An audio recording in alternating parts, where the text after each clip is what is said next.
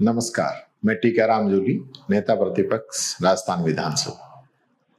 मैं माननीय मोदी जी से ये पूछना चाहता हूं कि आपने युवाओं से बहुत बड़े-बड़े वादे किए, उनके भविष्य के लिए बहुत बड़ी-बड़ी बातें की। आपने राजस्थान के अंदर ये कहा कि मैं यहाँ के युवाओं का भविष्य बर्बाद नहीं होने दूंगा, लेकिन आज हो क्या रहा है? आप एक शब्द नहीं बोल रहे। नीट का पेपर लगातार तीसरी बार भी आपका लीक हो गया है। 5 बच्चे सुसाइड कर चुके हैं। आप एक शब्द नहीं बोल रहे। आपके मंत्री इस पे एक शब्द नहीं बोल रहे। क्या आप धर्मेंद्र प्रधान जी का इस्तीफा नहीं लेना चाहेंगे? क्या ऐसा मंत्री जो लगातार जिसकी देखरेख में 3-3 बार पेपर लीक हो गया, उसकी कोई जवाबदेही नहीं है, उसकी कोई जिम्मेदारी नहीं है? क्या वो इसी प्रकार से जिम्मेदारियों से बचते रहेंगे? राजस्थान के अंदर तो हमारे शिक्षा मंत्री कहते हैं कि ये तो कोई छोटी मोटी बात है, ऐसी होती रहती है। राजस्थान से इसका कनेक्शन जुड़ा हुआ है। यहाँ बीजेपी के नेता जो है इसके अंदर पकड़े गए हैं पेपर लीक के मामले में। उन्होंने पेपर आगे बेचा है। उनके परिवार में लास्ट ईयर भी 5 बच्चे जो है पेपर लीक करके उसमें बैठे हैं। उन्होंने परीक्षा पास की है। यहां सबसे बड़ी बात, बहुत बड़ा घपला जो यहां पे है वो ये है कि यहां सबसे पहले राजस्थान पुलिस को सूचना दी गई थी, लेकिन सरकार ने रिपोर्ट दर्ज नहीं की, मुकदमा दर्ज नहीं किया, मामले को दबाना चाहा। तो मोदी जी को ये नहीं दिख रहा कि राजस्थान के अंदर क्या हो रहा है, राजस्थान की सरकार क्या काम कर रही है? यहां पे एफआईआर दर्ज क्यों नहीं हुई 9 दिन तक?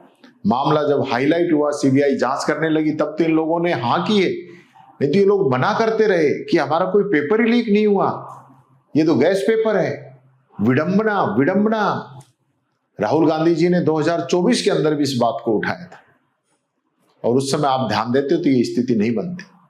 एनटीए जिस प्रकार से काम कर रही है आप समझ सकते हैं, खुद वहीं के प्रोफेसर इसके अंदर शामिल है।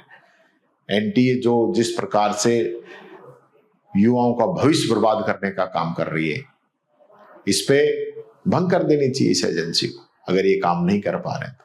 बच्चों के भविष्य जो लोग खिलवाड़ कर रहे हैं उन पे सख्त कार्रवाई होनी चाहिए। वो आप नहीं कर रहे हैं क्योंकि आपको सिर्फ वोट चाहिए और वोट मिल रहे जाति और धर्म के नाम पे राजनीति करके। इससे काम चलने वाला नहीं है। जिन लोगों पे आरोप लगे, आपके एनटीए के पूर्व डीजी पे आरोप लगे, आपने छत्तीसगढ़ सीएम के प्रमुख सचिव बनाकर उनको नवाजा है। व्यापम घोटाले के समय जो अधिकारी रहे उनको देश की कमान आपने सौंपी है। ये तो आपका काम है। जिस प्रकार से आप सारी जो शैक्षणिक संस्थाएं हैं, उनके जो वीसी हैं, उनमें जो आरएसएस के जो लोग हैं उनको बैठा रहे हैं और पूरे शिक्षा तंत्र को खोखला करने में लगे हुए हैं। इसका असर आने वाले समय में बहुत घातक होगा, भयानक होगा। हमारे देश के युवाओं के साथ आप जो ये भविष्य से खिलवाड़ कर रहे हैं, ये चलने वाला नहीं है। आज देश का युवा जाग चुका है। मोदी जी, जवाब आपको देना पड़ेगा।